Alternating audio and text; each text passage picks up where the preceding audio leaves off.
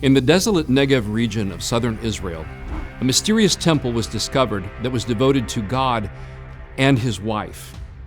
This was a surprising discovery made there in the 20th century by Israeli archaeologist Yohanan Aharoni. It has revealed some very disturbing evidence about ancient Israel, evidence that makes a powerful connection between faith and fact.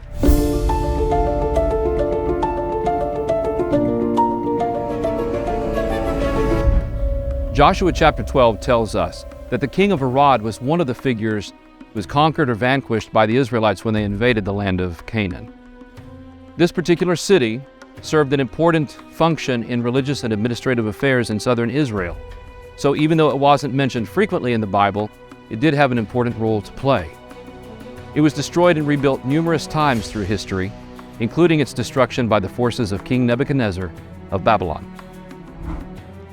Ancient Arad was located in the west of the Dead Sea, only a few miles from the modern community of Arad. Arad served as a fortress, an administrative center, and a religious center for the area. It was destroyed a half a dozen times during the Israelite monarchy, but always built back rapidly. It was obviously an important place. An Israelite temple was discovered there that had strong similarities with Solomon's temple. Its entrance was on the eastern side. It had a main room and a most holy place. But there were two altars at the front of the most holy place, one on either side. And these were believed to have been for Yahweh and for his consort, Asherah. Now, Asherah was known as a mother goddess that appears in a number of pagan religions as the consort of the supreme male deity. Investigators found charred remains on the tops of these altars, suggesting that incense or some other items were burned there. Also, inside the most holy place were found two large stones, perhaps meant to signify the presence of Yahweh and his consort Asherah. Apparently, Israel absorbed some of the religious practices of their neighbors. In the main room just in front of the most holy place, excavators also found an altar for burnt offerings. It was built of mud bricks and stones, conforming to the instructions of God's word for building the altar. There were also benches lining the walls, perhaps where worshipers placed the sacrifices or the vessels that were used in worship. It's an intriguing mix of faithfulness to the plans for the temple and worship center, but blended with pagan elements and an unauthorized construction.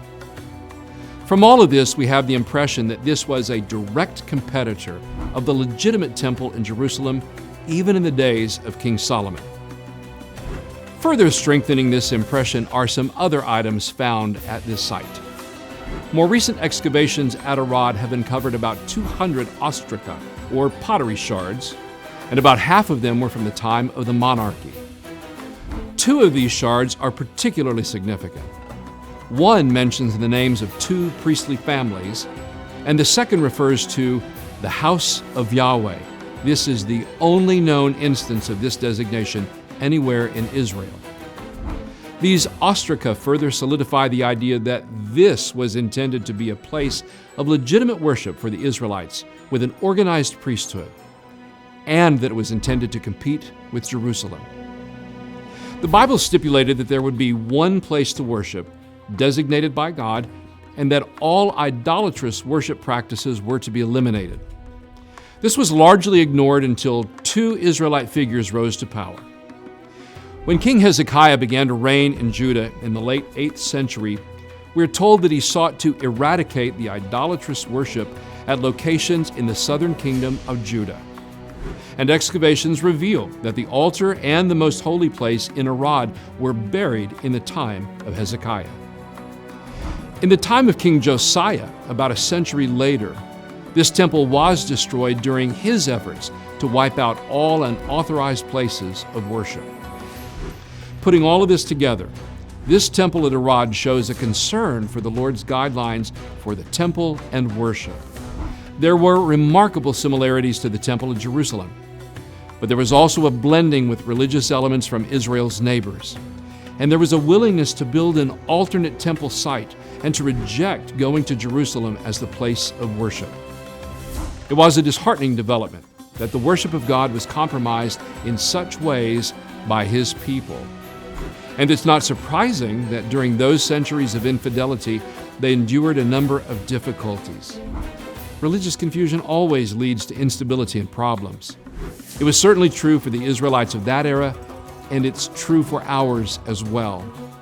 Every generation has the responsibility to be faithful to the Lord and to worship in the ways and places that He indicates. This is an enduring lesson that we can glean from the ashes and debris of Tel Arad, and one that also reminds of the powerful connections between faith and fact found here in the land of the Bible.